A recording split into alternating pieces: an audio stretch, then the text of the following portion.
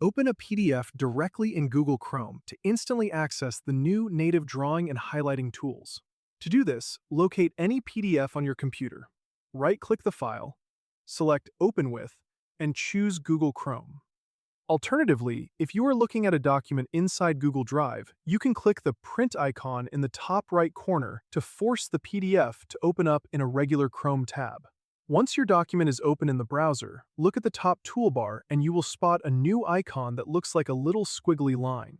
Clicking that squiggly line activates the annotation features.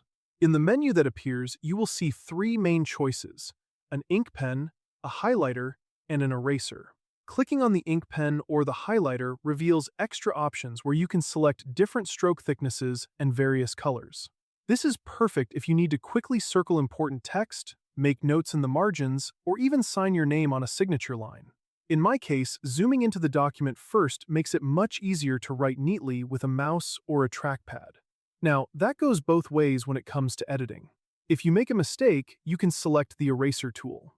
The important thing is that the eraser works with just a single click. You do not need to drag it across your screen. You just click once directly on any brushstroke or highlight, and that specific mark disappears completely. The major trade-off to keep in mind is that these annotations are only temporary visual overlays until you manually save them. If you accidentally close the browser tab or refresh the page, you lose all your marks and drawings instantly. To prevent this, move your mouse over to the download button in the top right corner.